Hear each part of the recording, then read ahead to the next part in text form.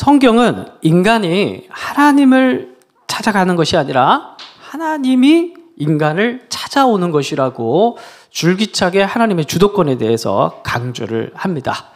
이런 특별한, 좀 지나치게 어떻게 보면 많은 부분에서 강조하는 특별한 이유가 있습니다. 뭐냐 하면 성경시대 당시에는 오늘날과는 좀 다른 맥락에서의 우상숭배가 만연했기 때문입니다.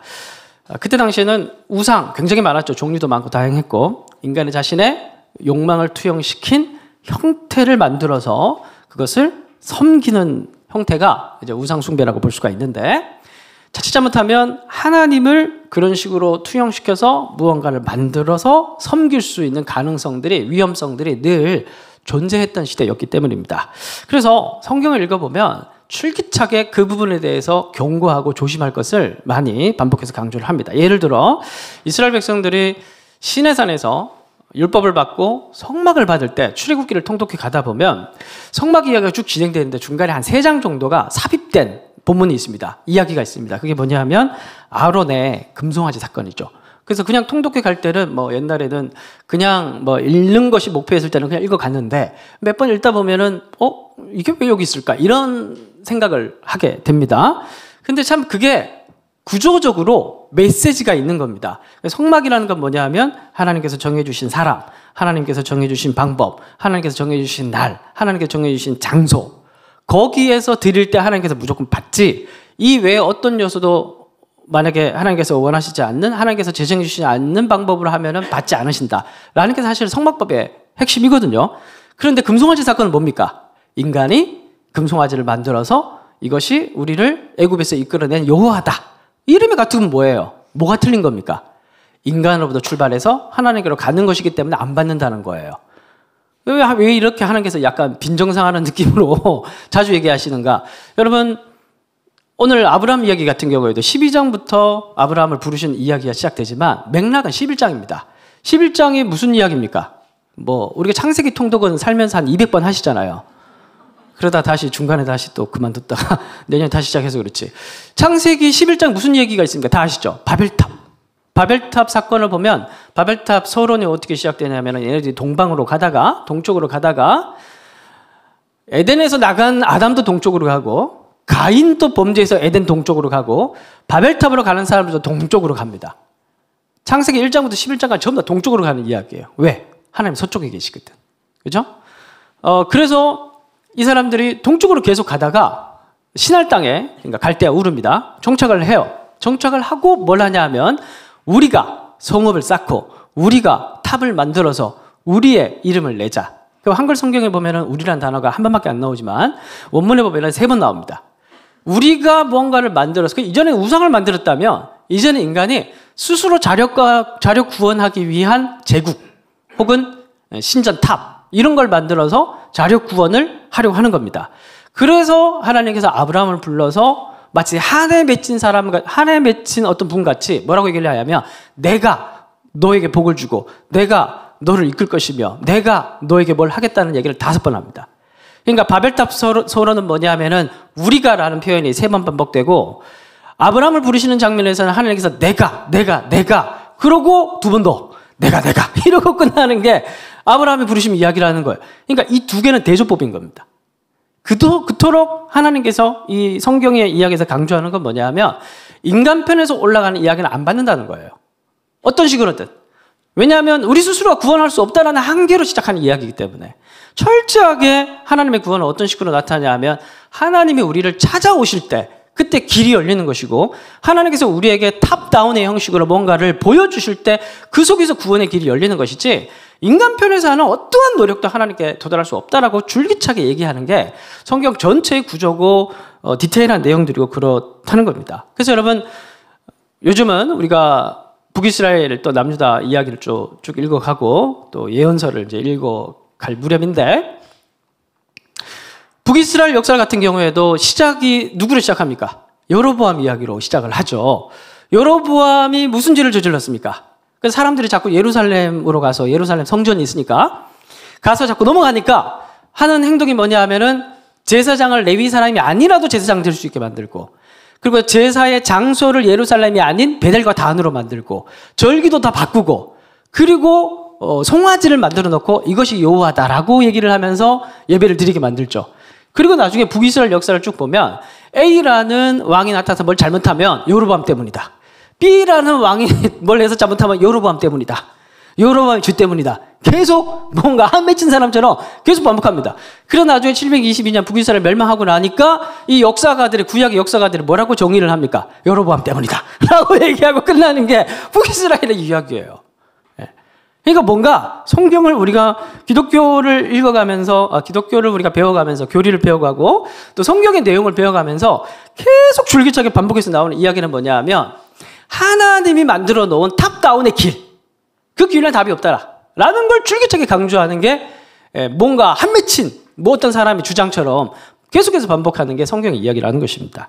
그래서 여러분, 신약에 넘어와서도 우리의 구원자로 오신 예수님은 어떤 분이시라고 계속 얘기를 합니까? 하늘 영광 버리고 어디로? 이 땅 위에 하늘과 땅으로 내려오신 예수님을 맞이하는 게 신약의 이야기의 시작이죠. 신약의 마지막은 뭡니까? 하늘에서 땅으로 다시 내려오실 예수님을 기다리는 게 믿음입니다. 구원받는 믿음은 뭐냐 하면은 하늘에서 땅으로 내려오신 예수님을 믿는 것이고, 소망은 무엇이냐 하면은 하늘에서 다시 이 땅에 내려오실 예수님을 기다리는 게 소망이라고 얘기를 하는 게 또 기독교의 핵심 이야기입니다. 그래서 따라서 결론적으로, 설교의 결론은 아니고 이 서론의 결론으로서, 기독교가 말하는 믿음과 구원이라는 것을 우리가 생각을 해봤을 때도 믿었기 때문에 구원받는 건 아니에요. 그러면 등가 교환이 됩니다. 그런데 에베소서를 보면 바울이 뭐라고 얘기를 하냐면, 우리가 받은 구원은 하나님의 은혜요 선물이라고 얘기하지 않습니까? 그런데 믿었기 때문에 구원을 얻는다고 얘기를 하면 이건 선물이 아닙니다. 조건이 되는 것이지. 그래서 이 말을 믿음과 구원에 대해서도 이렇게 얘기를 한 이유가 뭐냐 하면, 우리의 믿음은 하나님이 우리를 찾아오신 것에 대한 반응으로서의 믿음인 것이지 우리 속에서 자발적으로 만들어낼 수 있는 어떤 에너지가 아니라는 것이에요. 이해가 되십니까? 그러니까 내가 믿음을 유지하는 것도 끊임없이 내 인생 가운데 찾아오신 하나님을 받아들이는 게 믿음인 거지, 내가 어떻게 믿음을 노력해가지고 만들어내서 구원에 이르는 그게 아니라는 거예요. 그런데 정말 드리고 싶은 말씀은 뭐냐면, 이러한 성경의 강조, 이러한 구원의 중심성, 이런 것 때문에 부작용이 있어요. 뭐냐 하면, 뭐가 있는 것 같아요? 어떤 부작용이 있을 것 같아요? 하나님의 주도권을 너무 강조하다 보니 그럼 뭘 해야 될지 모르겠는 거야. 그래 안 그래요? 그럼 예배만 드리면 되는 건가? 그럼 나이롱 신자 같고, 뭐 열심히 하려고 그러니까 바리새인 같고, 뭔가 열심히 하려고 해도 이상하고, 아무것도 안 하려고 해도 찝찝한, 참 비위 맞추기 어려운 종교가 기독교다. 이런 생각을 가끔 해야 하네요. 안 하시는군요. 저는 가끔 합니다. 이런 어려움이 또 있단 말이에요. 응? 그러나 여러분, 오늘 이제 아브라함의 부르심의 이야기를 살펴보는 서론의 말씀을 드린 건데, 그러나 여러분, 핵심은 뭐냐 하면, 하나님이 우리를 찾아오실 땐 이유가 있습니다. 핵심은 그겁니다. 하나님이 우리의 믿음이나 구원이 우리로부터 시작되는 게 아니라 하나님께서 우리를 찾아오셨고 부르셨기 때문에 시작된 거라고 말씀을 드렸죠. 믿음이라는 것도 원인이 아니라 결과라고 말씀을 드렸죠. 그럼 우리 뭘 해야 되냐? 그걸 탐구하기 위해서 핵심은 뭐냐 하면, 찾아오신 하나님이 그냥 맹목적으로 온 것이 아니라 분명한 이유가 있다는 것이에요. 오늘 그것을 보는 게 오늘 관찰의 핵심입니다. 자, 먼저 오늘 본문에 들어가기에 앞서서 11장 27절부터 한번 보겠습니다. 11장 27절. 자, 아브라함을 찾아오기 전에 먼저 앞에 단락이 있습니다. 그게 27절부터입니다. 그게 뭐냐면 데라의 족보입니다. 데라는 아브라함의 아버지. 자, 데라의 족보는 이러하니라. 데라는 아브라함과 나홀과 하란을 낳고 하란은 롯을 낳았으며, 데라의 족보를 시작하고 있는 이유는 뭐냐면, 그때 당시 이제 하나님께서 뭐 여러분 잘 아시겠지만 갈대아 우르에서 이동을 하라고 그러죠. 떠나라고 하죠. 그런데 혼자 떠날 수가 없어요. 참 성경은 참 역사적으로 참 잘 고증이 된 건데, 그때 당시에는 한 사람이 떠날 수는 없었습니다. 이 사람이 떠나기 위해서는 가문이 이동을 해야 했었습니다. 그렇기 때문에 아브라함이 이동한다라고 얘기를 하는 것은 곧 데라가 이동하는 것과 같은 말이었습니다. 그래서 데라의 족보로 시작을 하는 거예요. 그러니까 데라도 분명히 하나님의 약속을 들은 겁니다. 자, 그래서 데라도 분명히 이 하나님의 부르심에 응답을 해서 이동을 해야 되는 대상 중에 한 사람인데, 근데 설득이 필요하겠죠. 그쵸? 그게 28절입니다. 다 같이 읽겠습니다. 시작. 잘 보세요. 족보 이야기인데, 이 앞에도 족보가 있는데, 족보 이야기인데 중간에 스토리가 들어가는 경우는 희귀합니다. 근데 분명히 27절에서 데라의 족보는 이러하니라고 얘기를 해놓고 28절에 뭘 얘기를 하고 있냐면 데라의 아들 중에 한 사람인 하란이 갈대아 우르에서 죽은 사실을 언급하고 있습니다. 자, 그러면 아브라함 이야기를 봅시다. 29절. 이제 아브라함 족보입니다. 아브라함과 나홀이 장가를 들었으니 아브라함의 아내 사레의 이름은 사레며, 죄송합니다. 아브라함의 아내 이름은 사레며 나홀의 아내의 이름은 밀가니 하란의 딸이요 하란은 밀가의 아버지며 또 이스가의 아버지더라. 자, 어쨌든 요거는 이제 명단. 29절 또 명단. 그리고 또 30절에 또 무슨 얘기가 나옵니까? 다 같이 시작. 사레는 임신하지 못함으로 자식이 없었더라. 아브라함은 갈대아 우르에서 또 무슨 일이 있었습니까? 아내를 맞이했는데 아내가 불임이었어요. 자, 앞에 데라도 이동해야 될 대상 중에 한 사람인데 데라도 부르심을 받은 사람인데 데라는 무슨 일이 있다고 얘기를 합니까? 족보 안에서 아들을 잃었어요. 굉장히 중요한 포인트입니다. 왜냐하면 예나 지금이나 인생은 어떤 인생이든지 간에 불가항력적인 상황은 반드시 만납니다. 아무리 힘이 있고 아무리 돈이 있고 아무리 능력이 있다고 하더라도 인간은 한계가 있을 수밖에 없습니다. 어떤 경우든지 간에. 근데 여러분, 그 포인트가 하나님이 찾아오신 포인트라는 겁니다. 그러니까 인간은 스스로의 한계에 늘 발버둥치는 존재이기 때문에 늘 뭔가 불가항력적인 상황 속에서 불가항력적인 힘을 찾는 존재라는 거예요. 종교가 없는 민족이 없고 어디 있고 신앙이 없는 사람이 어디 있습니까? 누구든지 뭘 믿죠. 그런데 그것은 하나님의 기회라는 거예요. 우리의 결핍과 우리의 아픔과 아들을 떠나보낸 어떤 상실, 우리의 상처는 하나님이 우리를 찾아오시는 문이 되는 거예요. 데라와 아브라함은 그냥 떠난 게 아니라는 걸 얘기하고 있는 겁니다. 왜 하필이면 아브라함이었을까? 왜 하필이면 데라의 가족이었을까? 왜 하필이면 나일까? 왜 하필이면 내가 하나님의 부르심에 응답을 했을까? 지금도 너저분한 믿음이지만 그럼에도 불구하고 이 황금 연휴에 어디 가지 않고 동그라미 교회 와서 예배드리는 사람이 됐을까? 가만히 생각을 해보면 우리의 믿음으로 발현된 것이 아니라 그 시작점은 우리의 결핍이었다는 것이에요. 우리 힘으로 이겨낼 수 없는 상처, 우리 힘으로 극복할 수 없는 결핍, 우리 힘으로 어찌할 수 없는 불가항력적인 상황 속에서 그 기회를 놓치지 않고 그 많은 결핍이 있는 사람들 속에서 하나님께서 우리를 집어서 찾아오셔서 설득하는 과정이 우리가 믿음을 가지게 된 시작점이었다는 것이에요. 여러분,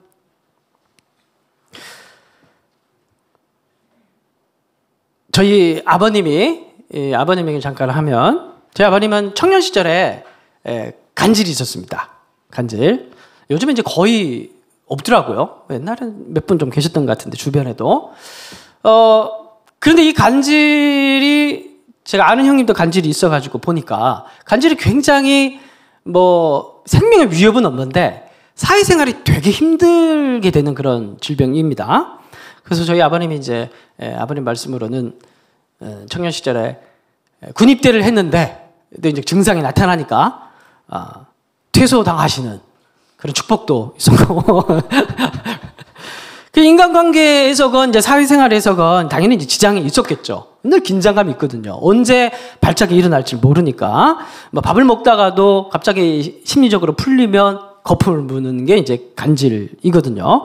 그래서 이제 많이 힘들어하고 있는 그런 상황이었는데, 어느 날 별로 친하지도 않는 친구가 지나가던 말로 아버님께 뭐라고 얘기를 했냐면, 유명한 목사님이 저기 영주교회, 아버님 영주분인데 영주교회에 오셔가지고 집회를 하는데 기도하면 낫는다더라.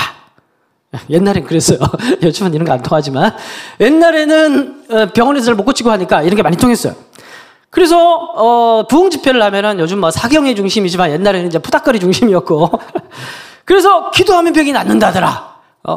그런데 이 집안 전체가 저희 이제 친가 쪽이 그 완고한 유교 집안이었거든요. 그 경북의 영주의 성상 김씨의 아직도 시족불락입니다. 아직도 가면 여기 성상 김씨밖에 없는 동네가 있어요. 그 시족불락의 장남. 네? 그러니까 이거는 예수 믿는 사람이 그 집안에 하나도 없는 그런 사람이었거든요. 가면 안 되는, 가면 멍석말이 당하는 그런 이제 상황이었거든요. 그 도저히 상상할 수 없는 하나님과의 접촉점이 있을 수도 없는 그거였는데, 그런데 기도하면 낫는다고 하니까 그 일말의 기대를 가지고 믿져야 본전이라는 마음을 가지고 참석을 하셨어요. 그래서 병이 나았습니다. 그 뒤부터 간질병이 한 번도 증상이 나온 적이 없어요. 여러분, 그러니까 대단히 많은 경우에 하나님께서 오늘 우리를 찾아오시는 포인트가 결핍인 교회가 많다라는 거예요. 이 지점을 놓치지 말라는 겁니다. 우리들의 아픔과 상처와 우리 힘으로 어찌할 수 없는 부분들은 굉장히 소중한 부분이라는 거예요. 하나님과 우리를 이어주는 문과 같은 곳이라는 거예요. 그래서 우리가 그렇게 어떤 형식으로건 하나님께 나갔을 때 하나님께서 찾아오셔서 또 어떤 형식으로건 내가 너의 병을 치료해 줄게. 응? 걱정하지 마. 또 청년들은 언제까지 제가 배우자를 기다려야 돼? 걱정하지 마. 내가 너의 신랑이 되어줄게. 다 필요 없고요. 또 아들을 주십시오. 걱정하지 마. 기다려. 또 마음의 병이 있는 사람은 그래, 내가 널 치료해. 걱정하지 마. 그렇게 그런 과정을 통해서 하나님과의 연결이 시작이 된다라는 거예요. 자, 그런데 중요한 건 뭐냐 하면 분명히 하나님의 부르심은 그러한 결핍으로부터 시작이 되지만 그렇게 해서 하나님께서 다가오지만 그래서 나는 거기에 몰두해 있지만 그 다가오신 하나님이 때로는 이 문제를 빠르게 해결해 주시기도 하시지만 때로는 시간을 굉장히 많이 끝나는 사실이에요. 네, 봅시다. 4절.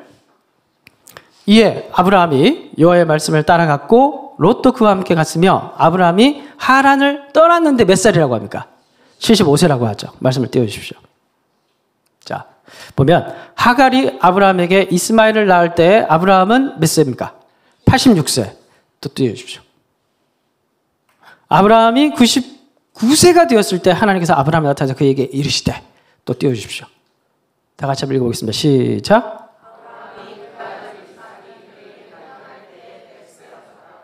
그러니까 저도 지금 잠옷실에 시계를 지금 새로 달았거든요. 저 같은 제2성향이 강한 사람은 어디든지 숫자가 보여야 돼. 그래 안심이 돼. 그런 게 아니고 이 성경 저자는 제2라서 지금 사람의 나이들을 지금 이렇게 아브라함의 이야기를 쭉 읽어가면 되게 특이한 부분이 뭐냐 하면 나이에 되게 집착하고 있다라는 거예요. 그 지금 이 시간이 얼마나 지났는지를 계속해서 독자들이 이걸 보고 상기하고 계산하도록 만들고 있다라는 거예요. 무슨 말이냐면 이 나이가 기록되어 있다라는 것은 뭐냐 하면 하나님이 당장 들어주실 수도 있지만은 뭔가 하나님께서 또 다른 목적을 가지고 이걸 계속 끌고 있다라는 사실을 독자들이 알게끔 만들고 있다라는 거예요. 왜 그럴까요? 자, 보세요. 하나님께서는 우리의 결핍이나 이런 걸 들어주실 수도 있고, 들어주셔요. 들어주셔요. 네. 들어주시는데, 근데 중요한 건 뭐냐 하면, 이걸 당장 들어줄 수도 있고, 당장 들어주는 경우는 어떤 경우일까요? 대답 잘 하셔야 돼요. 당장 들어주시는 경우는 어떤 경우일까요? 하나님께서 생각하시는 계획이 있어요. 그게 당장 이걸 들어줬을 때 이루어질 수 있을 때 들어주십니다. 예를 들어서 아버님 얘기 계속할게요.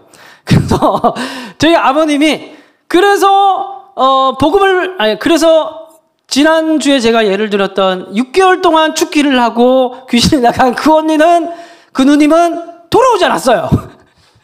그 뭔가 하나님 착오였던 것 같아요. 어쩌면 돌아오자라고. 근데 저희 아버님 같은 경우에는 그렇게 하고 난 이후에, 치료를 받고 난 이후에 진짜 교회를 출석하기 시작했어요. 많은 고난이 있었죠. 집에서 호적판다 그러고. 그리고 저희 아버님이 어머님을 전도했어요. 저희는 할머니죠. 저희 할머님을 전도를 해서 정말 이제 완전 부신 가정에서 완전 믿는 사람 아무도 없는 집안에서 결국 저희 할머니 오리지널 소천을 하셨는데 권사님으로 소천을 하셨습니다. 그리고 이제 아버님 얘기로 의하면 막 제사 때가 되면은 어머니랑 같이 장남이 쫓겨났다 그러더라고요. 그러면서 그 가정에서 신앙을 지켰어요. 그리고 하나님께서 이제 간질도 치료해 주시고 하니까 이제 포스코에 입사를 했습니다. 결혼도 하셨고. 그런데 계속 신앙생활을 해 가는 중에 아버님이 계속해서 하나님이 부르심이 느껴졌다고 하는 거예요. 이게 끝이 아니다. 무슨 얘기 하는 줄 알겠죠? 그러니까 우리의 결핍을 구한다라고 얘기를 하는 것은 하나님이 찾아왔다라는 것은 1번은 우리의 결핍에 관심이 있어서 오신 건 맞는데 해결해 주시기 위해서 오신 건 맞는데 2번은 하나님의 또 다른 계획도 있다라는 거예요. 그래서 저희 아버님이 그 부르심의 결국에는 40이 넘어서 응답을 하게 됩니다. 그래서 저희 가세는 기울기 시작하고 저는 괜히 고난을 당하기 시작하고 제가 유치원 때 저희 아버님이 아마 그 신학교 가셨거든요. 갑자기 포스코에 다니다.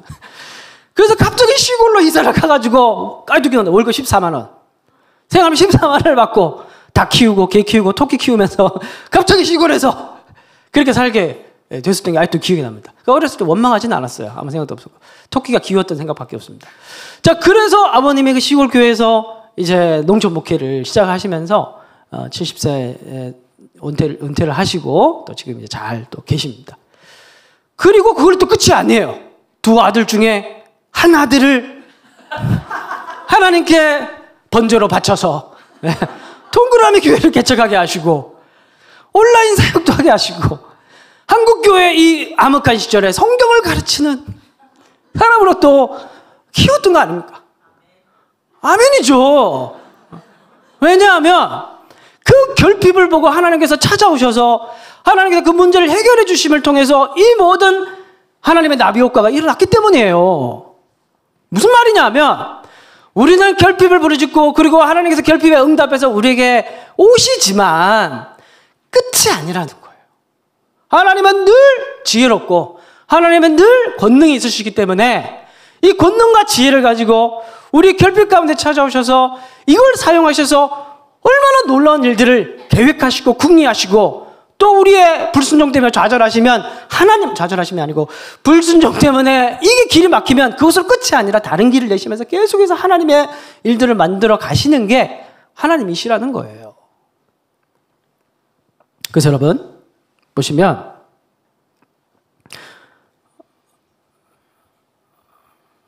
몇 절인가 어디 갔나 1절을 봅시다. 다시 1절 12장 1절을 와서 여호와께서 아브라함에게 이르시되 너는 너의 고향 친척과 아비 집을 떠나 내가 너에게 보여줄 땅으로 가라. 내가 너로 큰 민족을 이루고 내게 복을 주어 내 이름을 창대하게 하리니 너는 뭐가 될지라? 복을 될지라. 3절 너를 축복하는 자에게는 내가 복을 내리고 너를 저주하는 자에게는 내가 저주하리니 땅의 모든 족속이 너로 말미암아 복을 얻을 것이니라.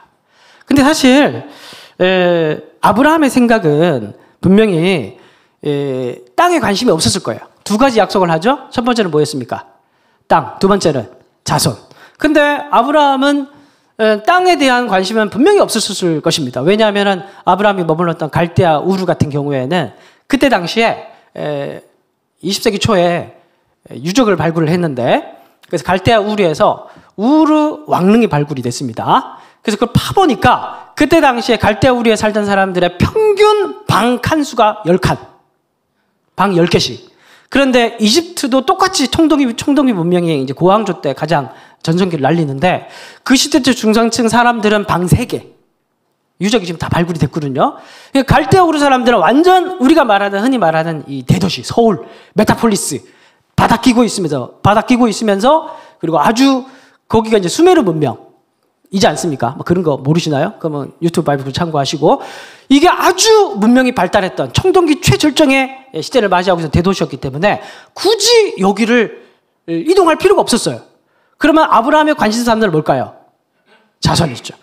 그래서 사실 우리의 결핍이라는 것은 어떠냐 하면 우리의 신발 속에 돌멩이가 들어가면 어떻습니까? 계속 신경이 쓰이죠. 그러니까 10가지 중에 9가지가 괜찮아도 그 돌멩이 하나 때문에 계속해서 우리는 고민을 하죠. 그래서 결국에는 하나님께서 땅과 자손을 얘기를 하는데 땅 관심 없고, 왜냐하면 나중에 여기서 갈대아 우르가 있고 하란이 있고 약속의 땅이 있습니다. 그래서 갈대아 우르를 출발해서 오늘 12장 1장 어디에서 머무냐면 하란에서 머무는 거예요. 그래서 더 안 나가는 거예요. 이해가 되시죠? 땅에 관심이 없으니까. 그러니까 하나님께 다시 찾아오셔가지고 땅에 대한 약속을 하면서 동시에 말하는 게 뭐냐면 자손, 큰 민족을 이루게 하겠다. 단순히 자손이 아니라 네가 시조가 되게 해주겠다. 너로 인해서 나라를 세워주겠다. 민족을 세워주겠다. 아주 거창한, 그뿐만 아니라 뭐라고 얘기를 합니까?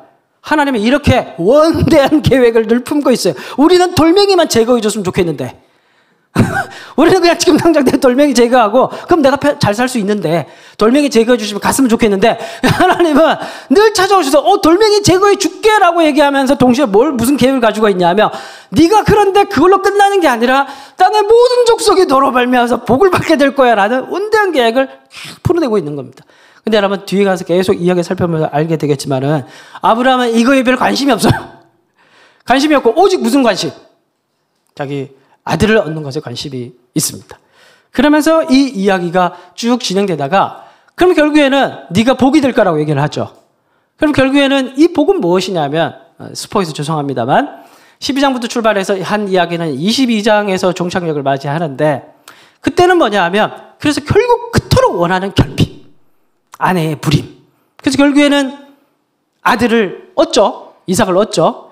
그리고 그 다음 장이 뭐냐 하면 다시 아들을 달라는 이상한 하나님의 이야기가 나옵니다. 근데 여러분, 이 25년의 기간, 하나님께서 기다리고 하나님과 스토리를 쌓아갔던 그 기간, 이 75세 때 줬다고 생각해 보세요. 그러면은 세상에 복이 되는 사람이 될 수 있었을까요? 아마 안 됐을 겁니다. 25년이라는 시간, 그 스토리를 만들어가는 시간, 약속 주고 약속 약해지면 다시 나타나서 약속했지? 기다려. 또 까먹으면 이스마엘 낳고 다시 나타나서 약속했잖아? 기다려. 그리고 25년이 지나고 난 이후에 하나님께서 주시고 그리고 다시 달라고 합니다. 그래서 아브라함이 이제 이 아들을 데리고 어디로 올라갑니까? 모리아산으로 올라갔죠. 그 모리아산에 여러분 모리아산에 올라가는데 계속 반복해서 나온 단어가 뭡니까? 여호와 이레. 하나님이 준비하셨다. 하나님이 다 하신다. 하나님이 다 이루신 거다.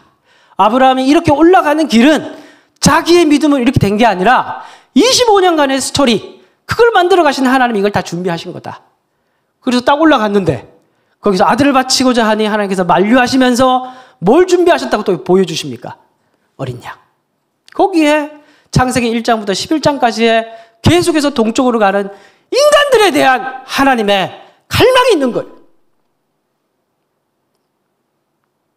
결국에는 하나님께서는 우리의 결핍을 보시면서 찾아오셔서 이것뿐만이 아니라 이걸 채워주시는 과정을 통해서 우리가 완전히 하나님 없이는, 하나님을 사랑하지 않고는 살아갈 수 없는 사람으로 만들어서, 예배하는 자로 만들어서, 그래서 나를 통해서 뭘 하겠다는 것이 아니라 아무도 눈에 보이지 않는 하나님을 인정하지 않는 이 바벨의 세계에서 오직 하나님이 있다는 것을 인정하고 예배하는 그 사람이 등불이 되어서 사람들이 하나님께 나오고자 하는 통로를 만드시겠다는 겁니다. 그래서 중요한 건 뭡니까? 결핍이에요. 그래서 이 결핍이 우리 인생 가운데 놀라운 선물이라는 겁니다. 왜? 금요 기도회로 인도하는 통로기 때문에. 기도를 해야 되기 때문에. 예? 기도하세요, 여러분. 결핍을 놓고. 예? 왜냐하면 사무엘상 보면 사사시대의 마지막 새벽이 오기 직전, 새벽 미명의 이야기를 다루고 있는데 한나의 이야기를 다루고 있죠. 한나의 결핍은 또 무엇이었습니까? 왜 자꾸 불임 이야기가 나올까요? 고대 군동에서 아들을 낳지 못하는 것은 가문이 끝나는 거기 때문에 너무너무 정말 중요한 문제였어요. 오늘 우리와는 개념이 완전 다른 개념이에요. 그러니까 아들을 낳지 못하는 한나에게 하나님이 찾아가셔가지고 이제 막 이렇게 얘기를 하는데, 한나가 찾아가서 성전에 가서 기도를 하죠. 결핍 때문에. 근데 나중에 기도하고 하다가 처음에는 뭐예요? 우리가 신발 안에 있는 뭐가 제일 신경 쓰여요? 돌멩이가 계속 신경 쓰여가지고 이걸 좀 어떻게 빼내려고 가가지고 계속 이거 빼내주십시오. 계속 기도하다가 그런데 어느 지점에서 뭐가 만나는 겁니까? 하나님의 갈망이 만나는 거예요. 하나님의 아픔이 만나는 거예요. 하나님의 뜻이 만나는 거예요. 하나님을 공감하게 되는 그 시간까지 가게 되는 거예요. 그러면서 하나님의 아픔은 무엇이었냐면은 이 시대에 말씀을 받을 한 사람이 없구나. 그걸 알 때까지 하나님께서는 기도시키고 기다리는 거예요. 그래서 마음이 딱 통하니까 그래, 너가 너에게 아들 주면 그 아들을 네가 말씀 그릇으로 바치면 되겠네. 합의가 이루어지는 거예요. 그러면서 새로운 새벽이 밝아오게 되는 것입니다. 시작은 뭐예요? 결핍. 부르심은 무엇으로부터 시작되는 겁니까? 결핍.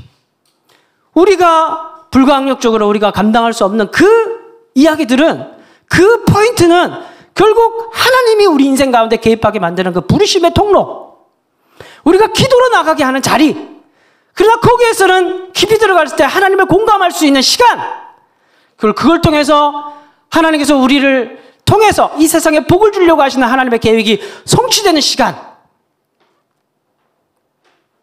여러분들의 결핍은 무엇입니까? 말씀을 뵙겠습니다. 여러분들의 결핍은 무엇입니까? 저의 결핍은 동그라미 교회가 잘 되는 거. 뭐 지금도 잘 되고 있지만 계속 잘 되는 거. 그러면 저는 기도하죠. 그 2주간, 지난 주간 금요 기도가 없으니까 영이 그래서 기도를 해야죠. 동그라미에서 기도를 하다 보면은 더 깊이 들어가 보면 하나님께서 뭐라고 얘기를 하냐면 그래, 그런데 나는 한국교회 때문에 너무 아프다 이렇게 얘기하시죠. 그럼 저는 동그라미 교회를 위해서 기도를 하다가 거기에서 하나님의 아픔을 발견하게 되고 새로운 한국교회에 대한 목회적 비전을 발견하게 되는 겁니다. 여러분들은 뭐 자녀를 위해서 기도한다고 싶다. 우리 자식이 말을 안 들어 이 자식이. 그러면 막 기도하는데 하나님의 마음에 딱 도달하게 되면 너는 그 자식 때문에 힘들냐, 나는 너 때문에 힘들다 이 자식아. 그래서 거기에서 마음이 딱 만나서 우리 인생에 대한 새로운 하나님에 대한 마음을 깨닫게 되는 기도 시간이란. 청년들 다 어디 갔어요? 청년들 배우자를 위해서 기도하면 주십시오. 그래. 딱 또 어느 순간에 하면 근데 네가 믿음의 가정을 세우기 위한 준비가 됐냐? 물어보시는 하나님을 만나게 되는 거. 물질을 위해서 기도하다 보면은 기도해야죠. 기도해야 안 해요. 부자 되고 싶어 안 되고 싶어요? 아멘. 기도하세요. 물질이 필요하면 결핍인 겁니다. 기도하세요. 기도하고 나가다 보면 근데 기도하고 끝내지 말고 계속 기도해야 돼요. 하나님의 마음을 발견할 때가 될 때까지, 공감하게 될 때까지, 신의 마음을 내가 느낄 때까지 기도하는 거예요. 기도하다 보면 거기에서 그래, 내가 주면 너 뭐 할 건데? 뭔가 이 세상에 복을 주려고 하시는 하나님의 마음과 계획을 그 어느 지점에서 만나게 된다는 사실이에요. 여러분들이 가지고 있는 결핍, 부족함, 불강력적인 어떤 상황, 여러분들의 힘으로 해결할 수는 없던 사람, 관계, 사회적인 부분들, 물질적인 부분들, 모든 것은 다 하나님께서 여러분들을 통해서 세상에 복을 주시려고 하시는 원대한 창조주의 계획이 성취되는 통로라는 것을 잊지 마시고 이번 주 금요일에도 기도하러 나오시는 여러분들이시길 바랍니다. 옆 사람과 인사합시다. 아멘 하셨습니다.